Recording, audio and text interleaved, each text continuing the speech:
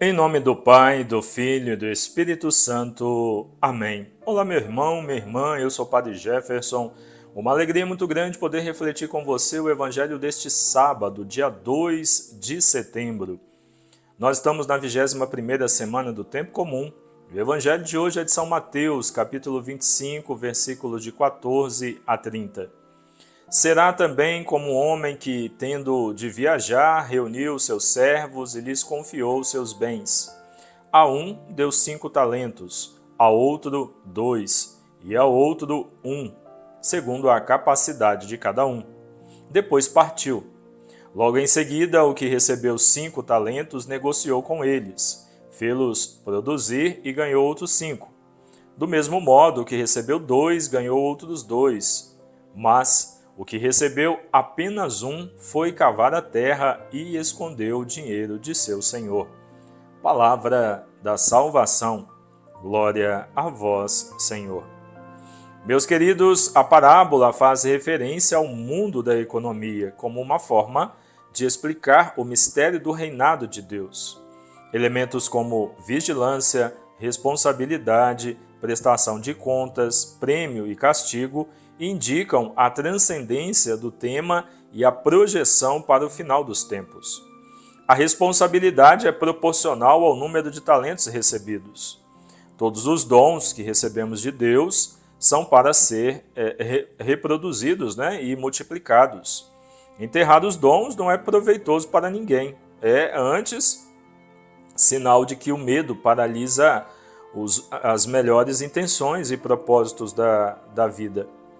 Jesus denuncia a inconsequência dos que recebem a mensagem do reino e querem viver demasiadamente seguros. Pertencer ao reino significa ter a coragem de arriscar.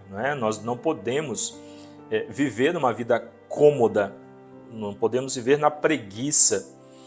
Os dons que o Senhor nos oferece, aquilo que o Senhor nos apresenta, nós precisamos trabalhar para que eles se multipliquem. Os valores que o Senhor nos dá, tudo isso nós precisamos colocar a serviço do Senhor. Como nos diz o Evangelho, esses dons foram dados a cada um de acordo com a sua capacidade. Então, Deus nos conhece, Deus te conhece muito bem, Ele sabe até onde você consegue ir. Ele sabe o que você tem condições de fazer e o que não tem. Só que muitas vezes Deus nos dá um dom e pede algo de nós, e nós, por causa de preguiça, de comodismo, preferimos estagnar, nos acomodar, ficar parados, ficar só com aquilo ali que nós recebemos, e então não vivemos, e não trabalhamos pelo reino de Deus. E nós sabemos que todos nós precisamos produzir, nós somos sementes de Deus, então precisamos germinar, crescer, dar frutos.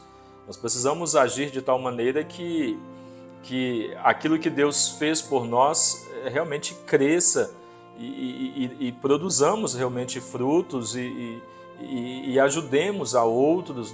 Então nós precisamos multiplicar aquilo que Deus nos dá todos os dias.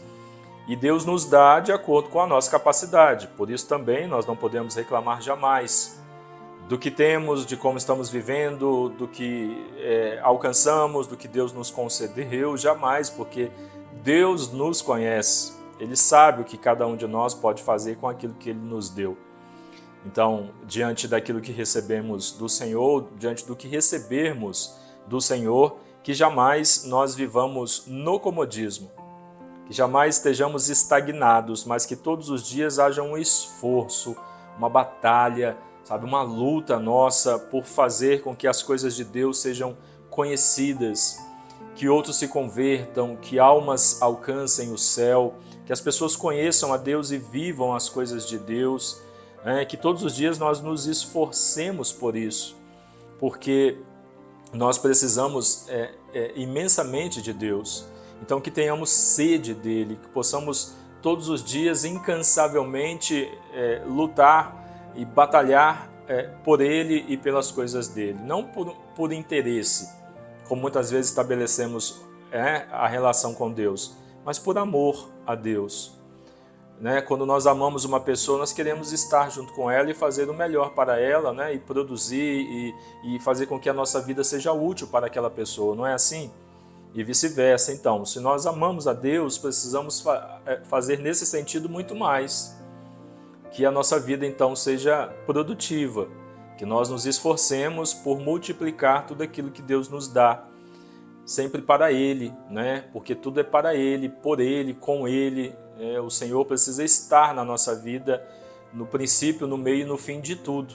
Quando nós entendermos isso, não haverá comodismo, não haverá preguiça que nos deixe estagnados, porque o nosso desejo, e será uma constante, será de estar na presença do Senhor, fazendo aquilo que o Senhor pede de cada um de nós.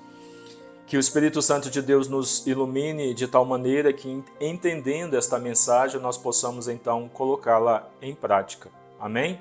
Você tenha um excelente final de semana e que o bom Deus abençoe ricamente a você e a todos os seus. Em nome do Pai, e do Filho, e do Espírito Santo. Amém.